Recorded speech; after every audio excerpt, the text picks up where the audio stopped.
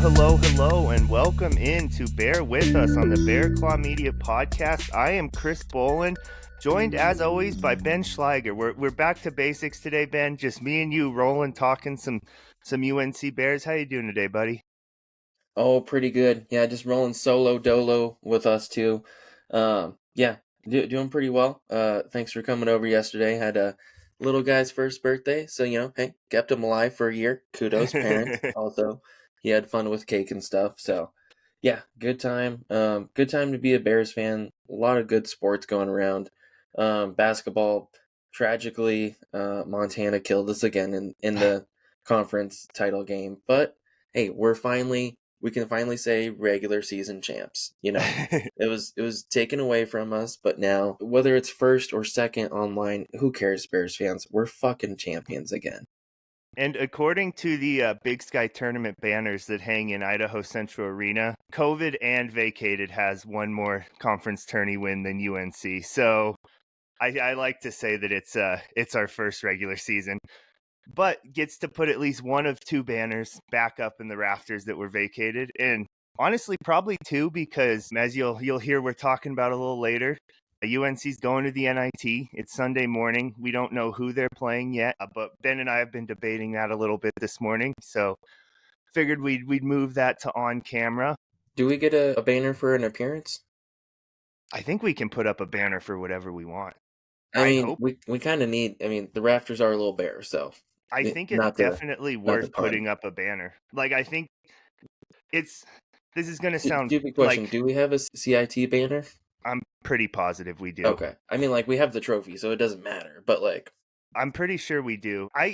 This has been a thing that I've been kind of on all season. I feel like UNC could afford to put up way more banners.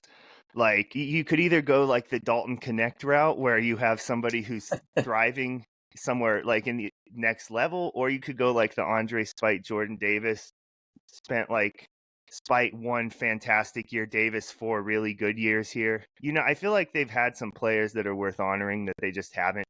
Which, yeah, I'm not like too salty about it either way, because like also when teams go the other way and have a ton of banners for like everything, I'm like, come on, guys. But I think I mean, UNC's at a point where we should celebrate every victory. another thing is on top of, oh gosh, forgive me for misquoting Mike Hudgens, whoever the one jersey in the rafters is. I feel like we have some leeway to put another one up there. I mean, we probably won't be able to put up Devon Beitzel just because of the whole BJ Hill era, but thankfully we're past that. We got more wins than that, so we can we can tout on that now. But let's just say down the line we start talking about Spite or Jordan Davis, because Spite, he was only here 1 year, but ever since he was here, he's still been playing overseas. He's been all over Europe. He's playing down in South America and Mexico now. I don't know. I feel like those guys could put a jersey or two up in the rafters, even if it's a little bit piggyback like Dalton Connect. No, I 100% agree.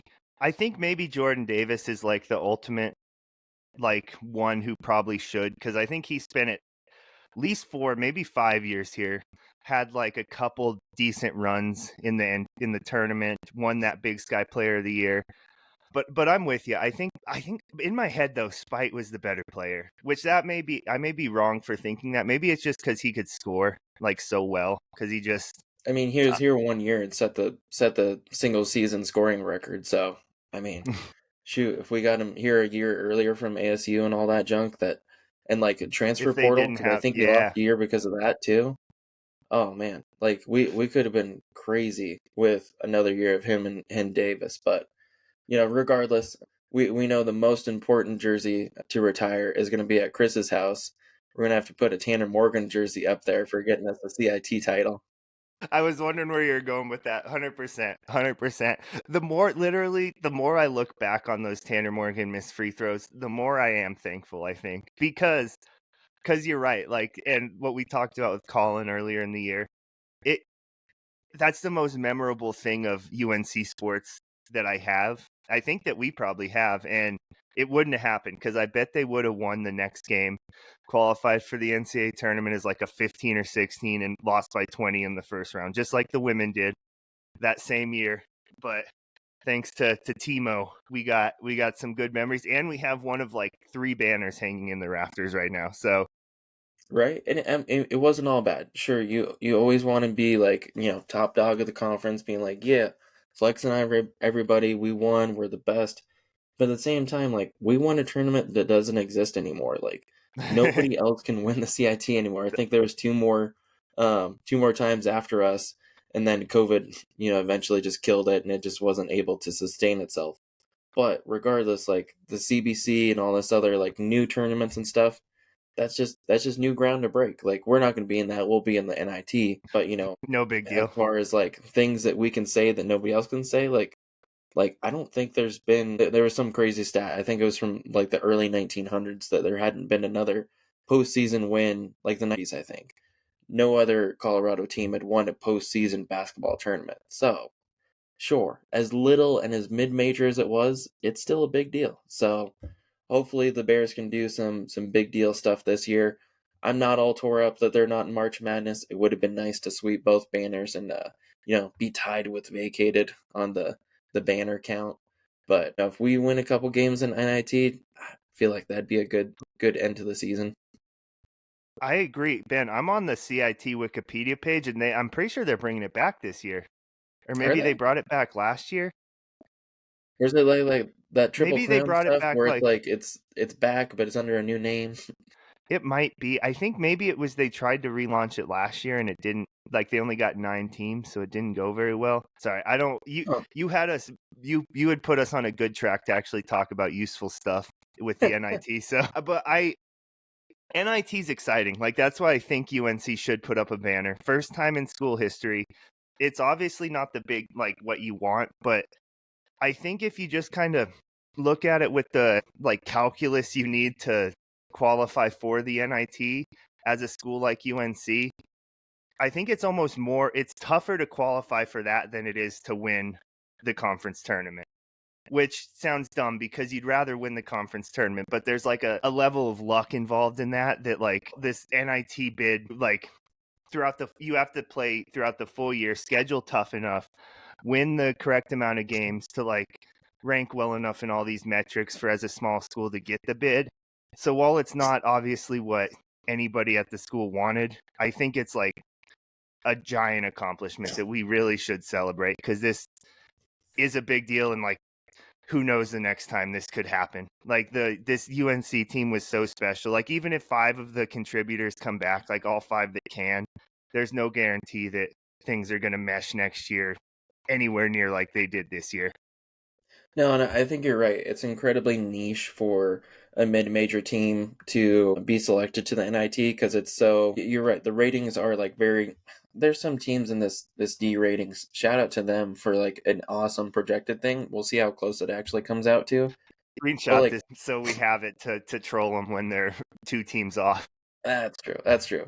But like there's some garbage ass teams that are getting like some like seeds per se in here where I'm just like, are you serious? Like a 16-16 Utah? Like, granted, Utah's in a lot bigger conference than us, and like we were talking about SEC, darling South Carolina 12-20 gets a 4 seed, and we're gonna be the auto qualifier that has to be after the seeds. Like, that's just such a weird feeling. So you're right. We definitely are getting some shout out as like a mid major of like, hey, you're one of the best ones out there. Come to the second best tournament. Let's see what you can do. So like all good there. Also, circling back briefly to the CIT. I know people shit on it, but we are mid major and like Yeah. you know Anything. CSU like dips up and down between like whether Mountain West counts or not. More years than not, I think they're actually moving up towards major, not necessarily power conference. But if you think about it, even as like a CIT as a national championship of mid majors per se, we beat all of our peers that year pretty handedly. So while it might not be, a high major or a power, trophy, at the same time, like being the best of your peers, that's pretty good to say too. I mean, like, sure, you want to be best of the whole land, but let's be honest. How often do we get a Loyola Chicago that's gonna like have a legit chance to actually take down all of the giants in one year? No, 100%. I'm gonna butcher his name, but Montana State's radio play-by-play guy, Keaton Gillagly. Sorry, Keaton. In Boise last week, we had gone out to get some pizza and drinks after one of the rounds, and I was like, UNC's record is 26, but like in that season they had 4 CIT wins, so like, and he was like, "Stop, dude. 26 wins is 26 wins." Like, I think it kind of goes along the same point. Like, yeah, where this is a big sky school, a CIT tournament win is fantastic. Qualifying for the CBI, though, it's like, oh, it's not quite as wholesome as like the NIT, and there's like the financial aspect of that. That's a big deal. You're good enough to keep playing. Your season didn't end in the conference tournament. And I think what's really cool about the NIT is, one, the first 2 rounds are held before the transfer portal opens. So that doesn't mean nobody will like sit out. But 2, I think it's a big enough deal that even if like a Langston is going to transfer, I think it's probably worth, he'll play in the NIT first. I think it's like reaches that level too. So That's true, because last year was a big letdown with it was both DeJour Reeves Reeves and and St. St. Thomas. Thomas sat out, and it was like we could have won that game, but it was basically like a battle of who didn't care the most, because it was like everybody who was left over, and it was like, man, like that's, yeah, it felt trashy. But also, let's take a page out of Wyoming's book. Let's make sure that CIT banner has national championship on it, because Wyoming's one of my customers, and I service their the Dome of Doom. There we go. And they actually have a WNIT win and a CBI win many decades in the past, but they put national championship on their banner. We may as well put national Yeah, championship, even if we dude, have to put mid-major on it, there's because no it rules. is. We don't have to put mid-major. CIT national champion. Yeah, That yeah. sounds, no, I agree. I mean, like, that's what it is, because we were the national champions of the CIT tournament. It Just is a saying. national So tournament. We played like technically, we saw a UIC, and we national played, championship, Chris. yeah, we played in that run. We played teams from all across the country. I think Drake was one of them. Like, Drake, we got Sam the Houston, Midwest, the Southwest, the South. Who was the one I just said? UIC is also Midwest, I guess. UNC, San Diego.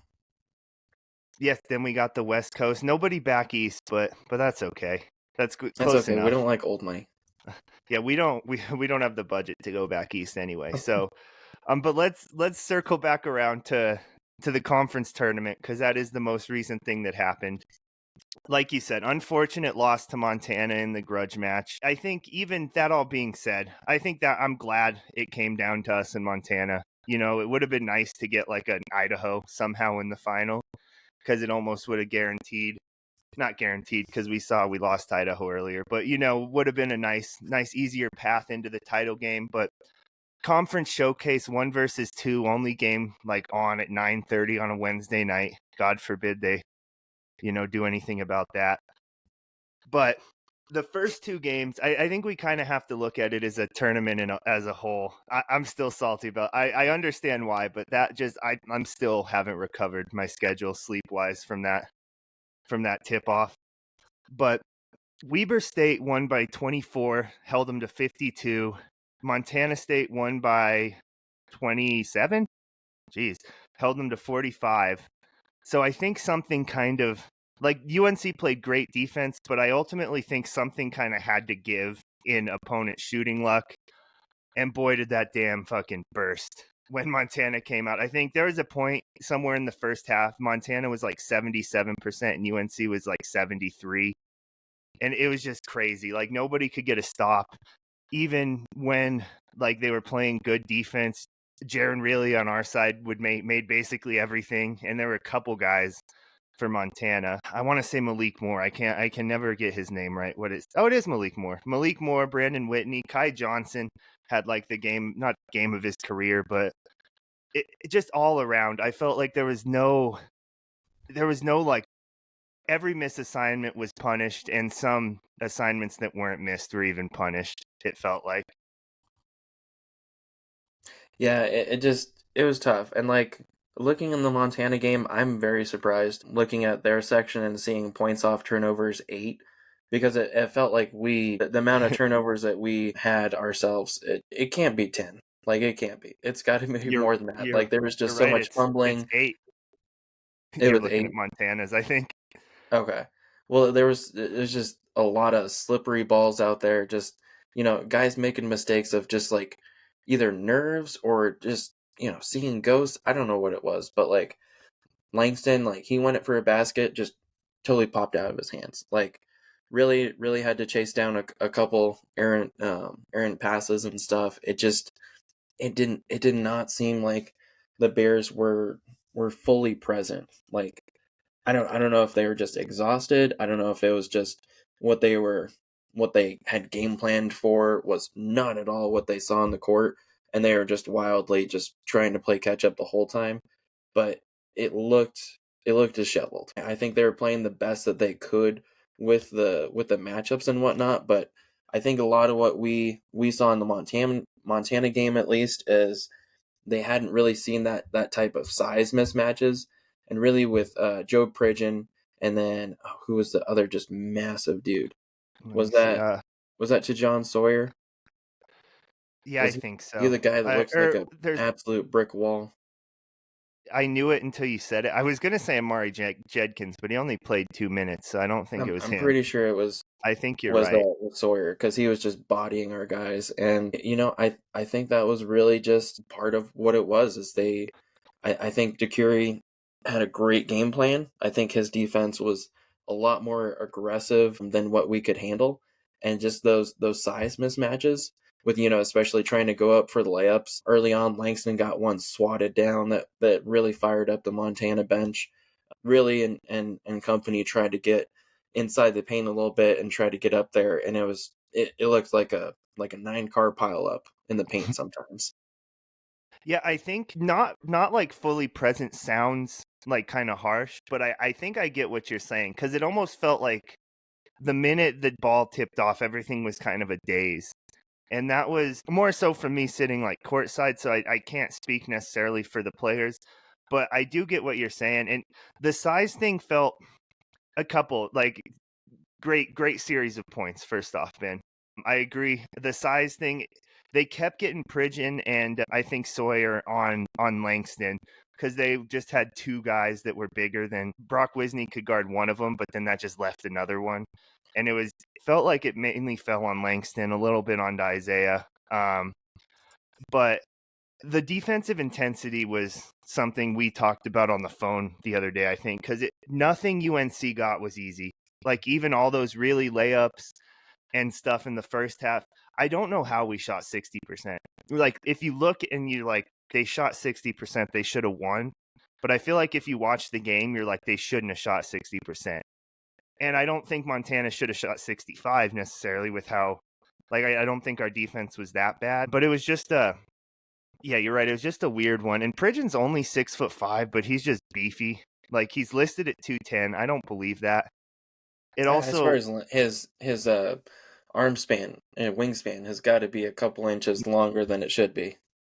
yeah, I wouldn't be surprised at all. Also, Langston's 6'3". He's like he's overlisted on the roster. He's just and he's like athletic, but he's not like the Marcel McCreary, Tayshaud Jackson, like stout, just like big, bulky. He's like a lean, like high flyer type athlete that can punish like other 6'3" guys. And when you get into kind of bigger players is where he runs into a few issues, but that's pretty understandable. Like just in that regard. But first, like kudos to Montana. I still think they're a little bit like disrespected. Feels weird because they're 15-3, but I think everybody, even like afterwards, somebody was up in like the press area after the game and they're like, I don't know how UNC lost that game. They're like by far the better team. And I'm like, I don't necessarily think so. Maybe like I'm obviously biased and like I'm gonna say we're the better team, but I don't think like it's this obvious difference that a lot of people that I guess aren't as close to it seem to think. I don't know how you feel about that. Yeah, I would definitely hop on your sentiment as well. As much as I want to just home rah rah and like obviously FGG, like not a Grizz fans to any degree. Bobcat fans, you know what I said. But yeah, it's just like it's hard. I feel like our ceiling is higher than the Grizz, but 100%. our day to day floor is not the same. Like that 100%.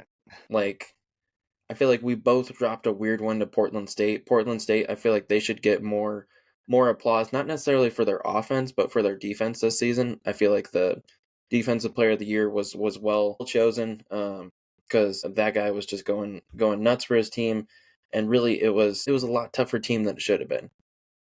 They were Again, all with just so Montana, long. Like on sorry, Portland State, everybody was like felt 6'7" from point guard to I think even Trayvon Minot, the DPOY, was like 6'7". He was just 250 and could jump out of the gym. But they just right? had a lot of like switchability athleticism. I agree. I think they were like a sneaky, really good team in conference this year. And the same sentiment I don't think can be said for Montana. I don't think you can just be like, oh, they were sneaky. No, they were just big, Good. beefy, like just gritty. They're like the villain team from Space Jam. Like they're big, they're nasty, they can score. That's what it is. Like they're big, nasty, and they can score. They put up 91 freaking points. Like we did not have anywhere near the trouble we did in the previous games. I mean, we only let Weber get to 52. Montana State got to 45. Michael High was talking about, man, I'm gonna have to go check the last time we kept a D1 team in a meaningful game to 45. That Don't was go that. back any further than like 2012 because every Right. meaningful game was under fucking 50 points back then. Right. So it's like, yeah, in this new age, it's like, yeah, like we were doing like very significant things, but then again, you also look at the Montana game and we were just bleeding points in the paint. They were just bullying us to the basket. I think we tried to match them a little bit, in that sense, and it just wasn't going well because of those mismatches, schematically and physically. But in the Weber game, we gave up 22, not great, but like pretty good. 16 was obviously, I think probably a team high for the season against Montana State. But then we just bleed in the Montana game, 38 points, and then when we weren't bleeding there, freaking Kai Johnson was coming out of nowhere with these sick buckets. He was just it was only 2 3-pointers, but it felt like he was just murdering us on the edges. One Um, of that second 3-pointer was the biggest shot of the game too. Like a end right. of shot clock. Like it wasn't really a grenade, but it was a step back three over Quinn Danker with Danker in his face that stretched it to 7 with like 2.5 to go and just kind of closed the door. I mean that's 7 for 11. Heck, you could put it 70 at a 110. It felt like whatever they put up was raining down. So, yeah, unfortunately, kudos to Montana. They were good.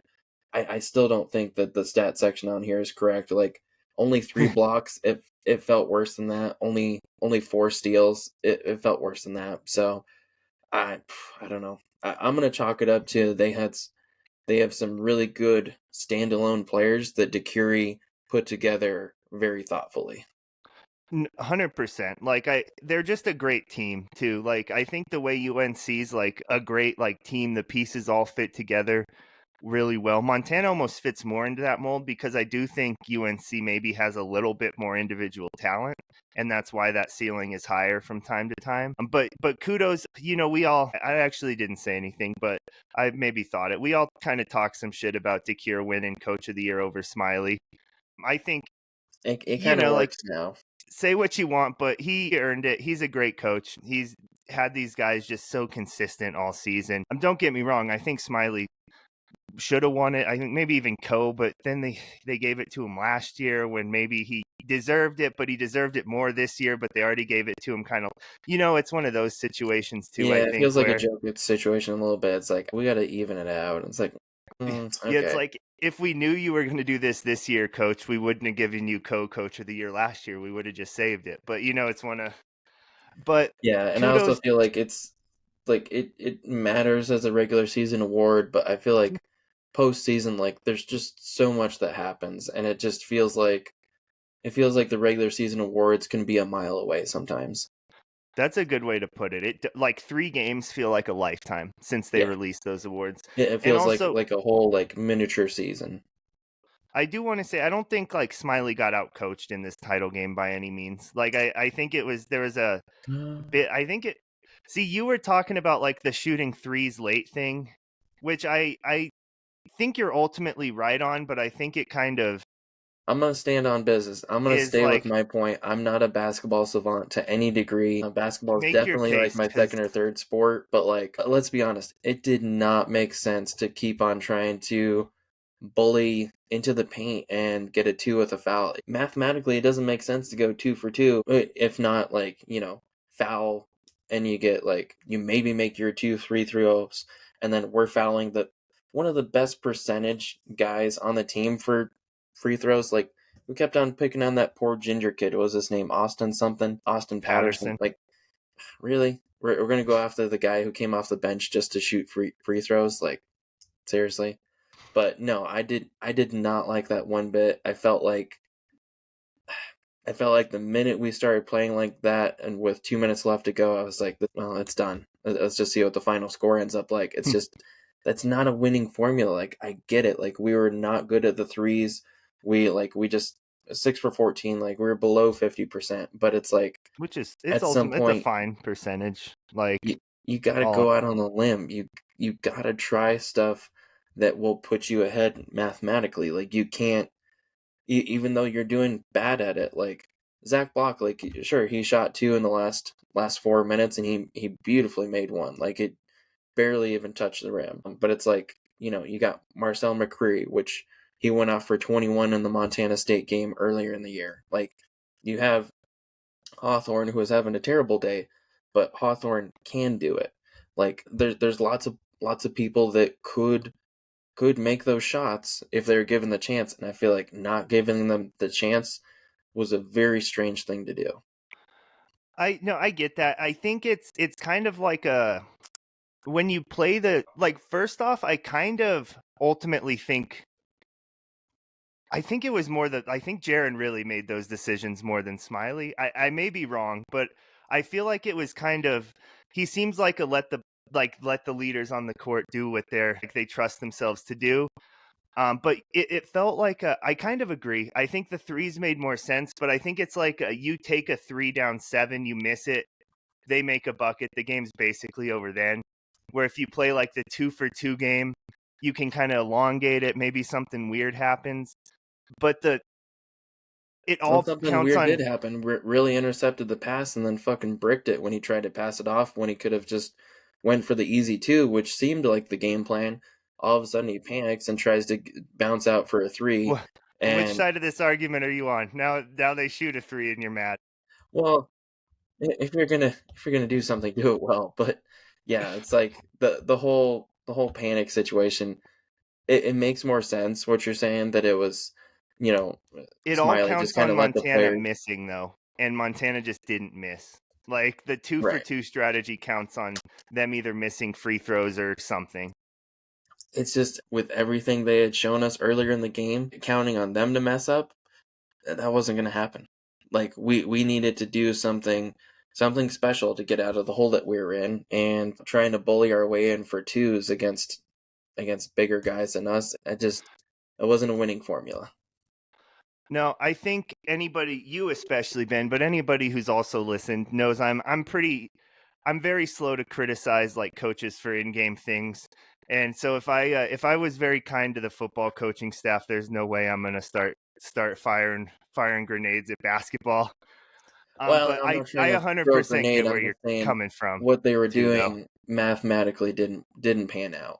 And also, it's just like, from what Montana showed you, for them to all of a sudden like start slipping in the shower, like, it wasn't gonna happen. Wait, talk more. I've been doing a bad job at writing down funny things you say to put It's them. just like, as much as we Bears fans just desperately wanted Montana to just brick it, or just all of a sudden like start doing something that was against their nature, they weren't going to. Like, all of their guys were above 50%. Some of them, just one to two misses throughout the whole game. The only thing that we did like especially well is we kept Money Williams 100% contained, but everybody who Didn't matter that started much. was everybody who was our dangerous players. So, you know, there wasn't a player out there. I mean, maybe Sawyer wasn't super impactful because he only put 6 points up, but I feel like just his physical presence was enough to be noteworthy and whatnot. But the rest of their starters got double digits.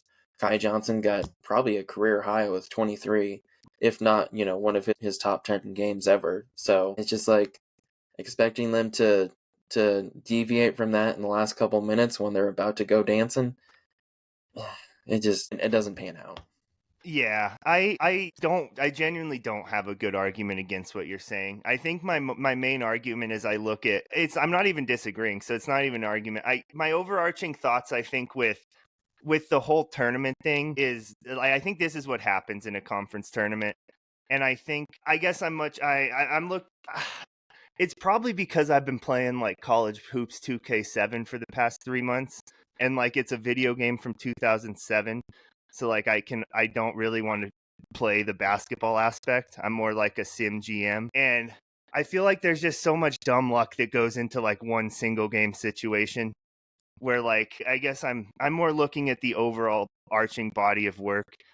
And I'm not going to say this was an aberration because it wasn't, but I think if they play this game 10 times, UNC wins 6, and Montana shoots this well in this one only. And UNC probably only shoots this well in this one. But it's unfortunate that Montana just absolutely went off the time they did. I disagree slightly. I feel like it's at least half of an aberration because like the amount of times that we just gave up the ball for an almost fast break. I think I actually said 0 fast break points, which I don't agree with. But even so, like the amount of turnovers that we had, I think whether it was nerves or just, being thrown off by what they were seeing, whatever it was, like that was not normal for us. Hawthorne being as shut down as he was, that wasn't very normal either. So I feel like to a certain degree, it was one of our worst nights, even though we put up 80th and were fairly competitive. That's fair. I don't think there was like a ton of like terrible like mistakes. I think they just all came at the worst times. Kind of like there's one like a Langston Reynolds got like a steal. I think UNC got a bucket, finally forced to stop. Reynolds gets a steal in like transition, is trying to like pass it off and just like loses the handle. And it just like kills all the momentum. I think Smiley called them paper cuts after the game, and I think it was perfect. He even mentioned like when they got it back to 1, it was just like then there were like 2 paper cuts and Montana stretches it to 6. It's just like anytime they were like on the verge of making a meaningful run, something just I call it unfortunate, but like probably just something bad happened. Maybe it was nerves, maybe it was just dumb luck. The times in which it happened, maybe it was Montana like grabbing the game by the balls. I think that ultimately, I think Montana just grabbed this game by the balls. I think that's actually the most concise way I can put my recap of this game. Yeah, and I don't necessarily disagree with any of your stuff. I think it's just you're looking at some of the stuff that we did poorly as paper cuts, and I just feel like it's more of cardboard cuts. It's still the same thing. I just think it was a little bit more significant. That's fair. Also, like, You're have you not cut yourself on cardboard lately? Holy, does that hurt? No, I got out of that. I got out of the mail business, and I avoid cardboard at all costs now. Well, I mean, Amazon comes to our house kind of often, so unfortunately, if I get a little too rowdy with a box, I figure it out real quick. Well, I guess I have nothing necessarily else of substance to add or sustenance to add to the Montana game. You want to pivot forward to NIT, or I guess pivot back? We kind of started with some NIT stuff. Yeah, I think we beat it like a good horse likes to be beat, which is dead. A naughty horse. Just following up some of those Joe Craven type um lovely metaphors and whatnot. Also, I love some of his stuff. It gets a little tired sometimes, but the favorite one I had from that broadcast, because you guys were in person, so you had the better seats, but we had some good audio from him when we weren't listening to pirate radio. I love it. Hotter than Satan's house cat. I That's how it feel was like describing Kai Johnson's shooting, and I was like, I hate it because it's the yeah, other team, but you're right also though. that's kind of catchy. No, is that a recycled one? Or maybe I just saw like a tweet about I've heard that before. I bet I probably just saw a tweet as I was like walking out of the arena of somebody being like, Look what Craven said. But that is a good one. Yeah, just a good tournament overall. Like, good event. Pretty UNC chalk. played really well.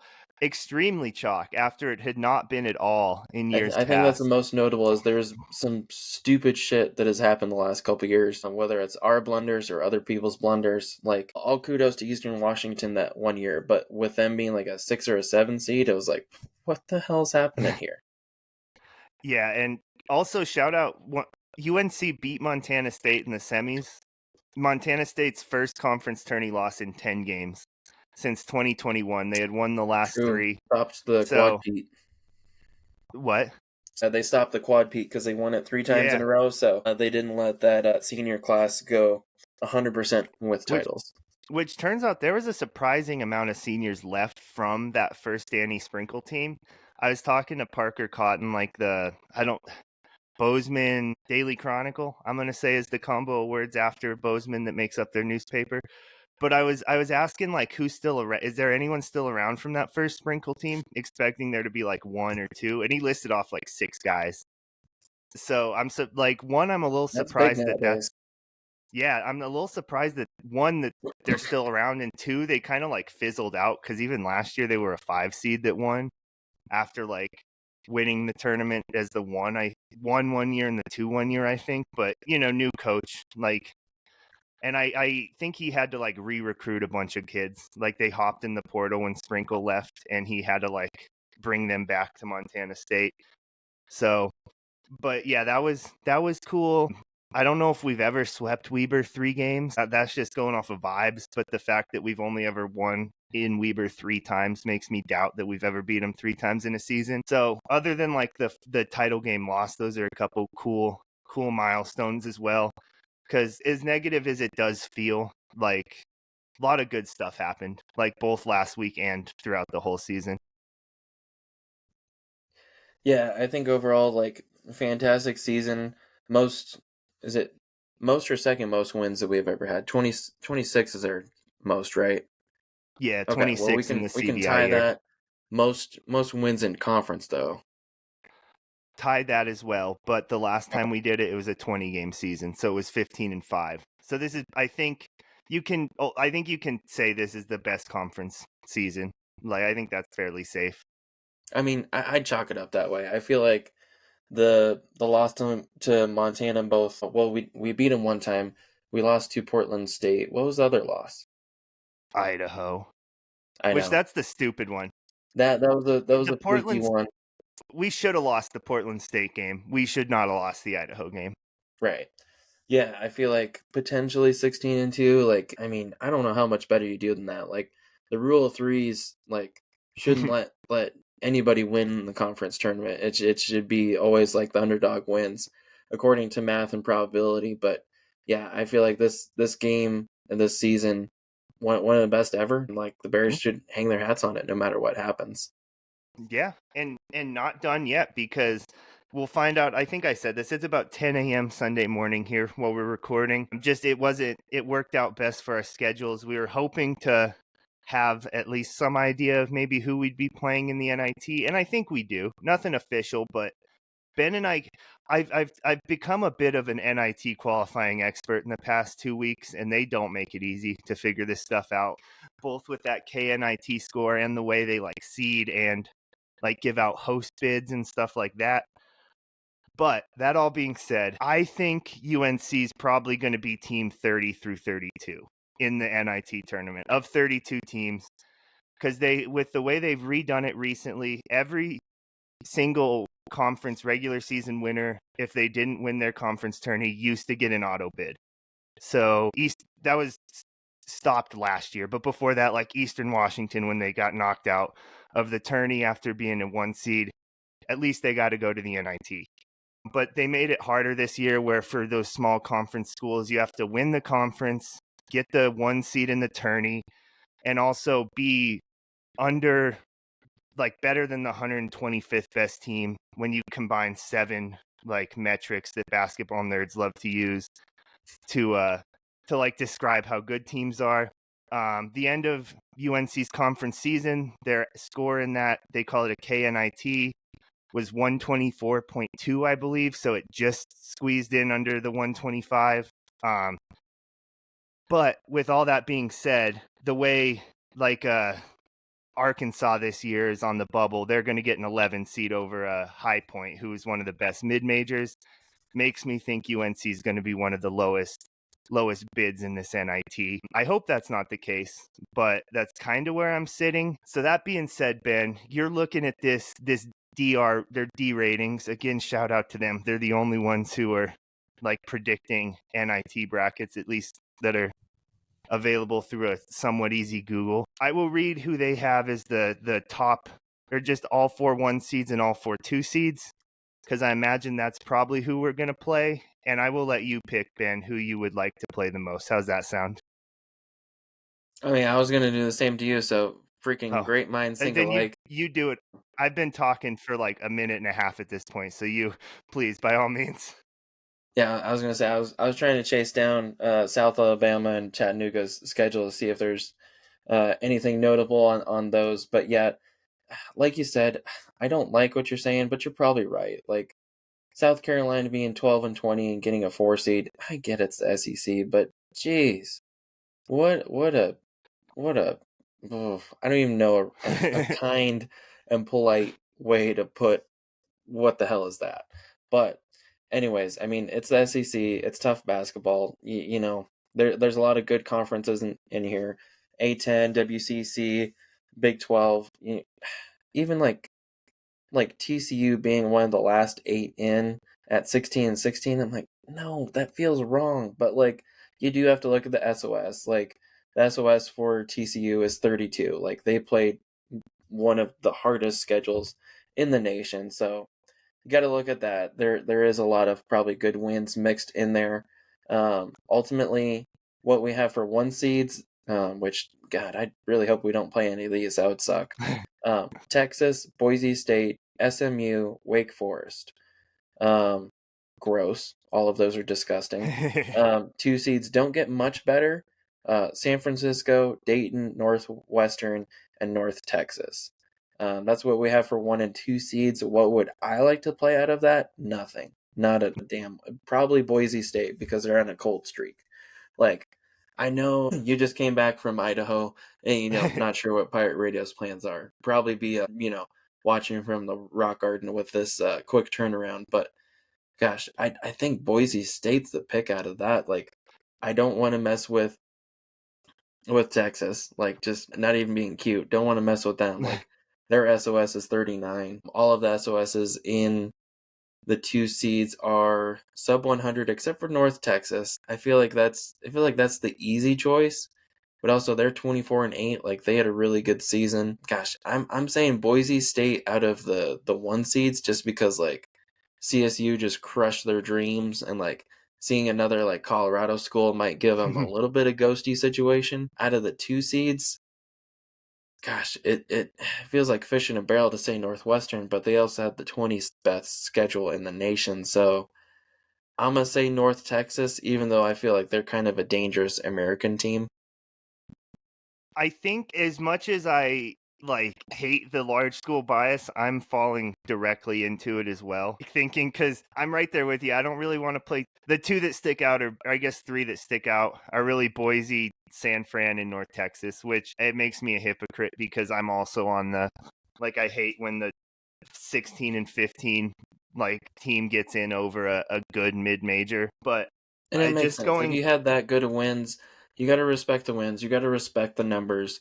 Like statistically, like I'm 100% on board with if the math is mathin' with your algorithm. All right, that's what you got from the algorithm. You just got to suck it up and take it. But man, it's like seeing Northern Arizona get a CBI invite like several days before any of the tournament stuff is done. It's like they were a 6 or a 7 finish in the mountain in excuse me thing. in the Big Sky, and they were 18-15. Like what?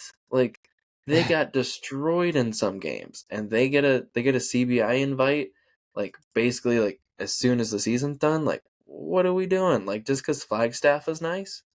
I feel like that has to be some financial. I don't know exactly how those tournaments work, but I feel like they had to You be said it like might be a willing money to bid pay the. situation for hosting, so I mean that would make sense. They got a lot of money from all those track and cross country national championships, I'm sure. So it may as well, scare somebody by bringing them up to the Sky Dome.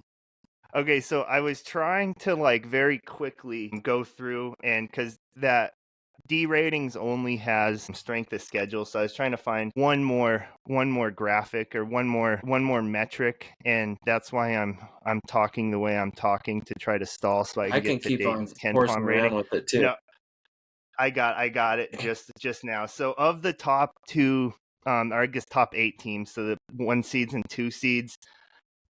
Texas 44th in Ken Palm, SMU 47th, Boise 50th, Wake Forest 71st. So those are the 1 seeds. So if you're just looking at that, Wake Forest is the most favorable matchups. All this, keep in mind, UNC, I believe, is 120. They are 122 right now. I think the highest they got this season was 114 after the Montana State win. But then the 2 seeds, San Fran 65, North Texas 72, Northwestern 45, and Dayton 73. So that would Dayton and North Texas kind of do sound like the two most appealing when you look at that. But I think I'm kind of just going off of vibes here. If we want to win, I agree. Like Boise State's probably the 1 seed I'd like to face. Maybe Wake Forest, just because I don't know a ton about them, and the ACC's down this year. I think it would be cool to go to Texas. Connor Creech, I think he's a GA there, or he's coaching there in some regard. That'd be cool. Also, just playing in like at Texas would be fun. Kind of same with Last SMU. time we played Texas was in the 21-22 season when they were ranked number 5, and we only lost 62-49. That's pretty solid. Okay, That I was a I couple do years ago, think but still. like UNC is gonna. My hope is UNC's taking this not more serious, but it's a bigger deal for UNC than it is for a Texas or a Boise or any of these teams who just missed the bubble. So I do think there's like upset potential in that regard, where like UNC comes to town and it is still kind of their Super Bowl, where Boise or Texas are just like, whatever, we missed what we actually wanted. Like, let's just get through this. So there's that, like a chance of that. San Fran would be cool because Isaiah Hawthorne revenge game. Um, I don't know. Dayton has a cool gym. Northwestern, I don't know. I think their basketball gym's fine. They were just renovating their football stadium, I think. Uh, One I don't see here so I assume they're not going to be, at least they're not going to be a seed. I think it would have been cool to go to Rutgers just for Ace Bailey, Dylan Harper. Also, like, just kind of the old what are they, the Mike Jersey Mike Center. I think that would have been a cool, just like all in all, because they're gonna have 2 top 5 draft picks. To say like we played against them would be fun, but there's no good options necessarily. That's what happens if you're the 30th like team in a 32 team field. You're probably gonna get a pretty tough first round matchup. So I guess let's hope, Ben, you're right, and we end up this D ratings has auto qualifiers right after the 4 seed, and hopefully that's actually where they seed them. Right. I was trying to find any common opponents. I had sworn we had played San Francisco. Unfortunately, that was the No, women's not team. this year at least. They did play them in Oh, 21, and it was 59-70. So okay. I mean, that could be a close game if bullshit means anything. But yeah, a I think the Utah Bears Valley would are just also going to be be happy to fun have if a game. somehow that worked. It's just like looking at it like you're probably right. We're probably stuck in those top 2 seeds. Gosh, wouldn't it be nice to go to the 4 seed South Carolina and beat an SEC team even if they're at 8 games below 500? Oh yeah. Yeah, see that's the thing is like no matter how nobody's going to remember in 2 years that UNC, if we beat South Carolina, nobody's going to remember that they were 12-20. Everybody's just going to remember that we beat South Carolina, who played in the SEC that was heralded as like the best conference of all time. So like that, I think that's more the things I'm like hoping for more so than UNC gets a favorable matchup. Also, there's a chance like with the Texas, and Texas may have kids sit out of the NIT where I don't think UNC would. So there's like that aspect too, of which you don't like want to beat a team shorthanded, but I mean, if like they're missing 17 points a game, I don't think anybody's gonna really complain. Yeah, and just looking at Chattanooga, just for having like a like versus like of auto bid comparisons, they had a pretty similar season to us, 15-3 in conference, 24-9 overall, so one less win, good. But they also played like some pretty significant players. Like they played USC. USC's looks like they're slated to be one of the last in potentially. Receiving votes, St. Mary's, they lost by 12 to them, and then receiving votes, Austin P, they lost by 6 to them. So like versus like, I feel like auto bids, if we're just looking at this, like we're fairly quality team. But yeah, I hate how the auto bids can be like kind of anywhere. So I would hope that it's more so we're along the 16 to 17 range and we're playing somebody more so like oh gosh, would that be like the four, well, either the 4 seeds or the next 5 unseeded, somewhere along those lines. But I mean, South Carolina, Georgetown, Middle Tennessee State, Cornell. I don't know that there's a good option out of that because South Carolina is dog shit, but they also had the 13th hardest schedule in the nation. Probably And take they beat Cornell at that point. Clemson, who's going to be like a 4 or 5 seed too. Like out of conference, they beat Clemson, which is a really good win. But Right. I just looking, I now fear UNC may be the 32 seed because just looking at Ken Palm, Chattanooga's 110 and South Alabama's 121. So with UNC at 122, it's pretty negligible difference there. But we'll see. So chances are anybody listening to this will be listening after this bracket's already come out. But if somehow I get this up and it's 4:30 and you're giving it a listen, keep an eye out around 7:30. There's no selection show this year, but they're just going to put out like a release and I assume tweet out some graphics with the bracket. First round games Tuesday, first round games Tuesday and Wednesday. Actually, what I'm hoping for more than anything, Ben, is we get a Tuesday game because I don't want a Wednesday game. I don't really know why, but I just Tuesday would be want to. fine with me. That's my Friday, Junior. Yeah, there you go. So, we're about at an hour here. Any thoughts before up? But out of the 1 and 2 seeds, pick who you don't want to see the most. Mine, I, Northwestern. I don't want to lose to a ho hum Big Ten team that's just like nothing special. Also, 26th hardest schedule in the nation. I'd rather get beat by Texas and have the boys be able to say hi to Connor Creech. yeah, I think if I had to choose one I don't want, it would be just Wake Forest, mainly Hmm. because it's just boring. Like I think that's there's no excitement to that matchup other than it's an ACC school. Chris Paul went there 25 years ago. All right, 20 years. They're the Like Vanderbilt of the ACC. yeah, like there's nothing that really excites me about Wake Forest where at least all the other ones I can like either it's a matchup I think a cool like mid-major matchup or they'd be going to like a Texas or Boise State. They could take some photos on the blue field. So do all that fun stuff. But that yeah, I think a UC Irvine matchup would be fun too. They're the 3, but I don't think that's going to happen. I'd be fine with any of the 3 seeds, but like I don't think we're going to make it up to that level. Again, I could be way off and this is all useless and like there's some caveat that I don't understand in how they seed it, but I'm afraid we're going to be one of the last teams. Yeah, besides like just cherry picking it and being like somebody cool to play, like UNLV, or I mean, even because St. Thomas is still at USC, right? Yeah, that'd be cool. I mean, and there's probably no chance that we would ever slate up against that. But It would have to be USC a second or versus third Northern round. Colorado have like they're like our best guy versus our best team. I don't Maybe know. we could get I was gonna say maybe we could get a Dalton Connect sighting since it's in LA, but I don't think he has any connection to St. Thomas, so it would just be a UNC thing. And at this point, I don't know if he even claims any connection to UNC. Right. It is kind of strange. There's at least 2 connections to UNC in this potential bracket, so kind of Yeah, so there's kind of cool how big the program can be.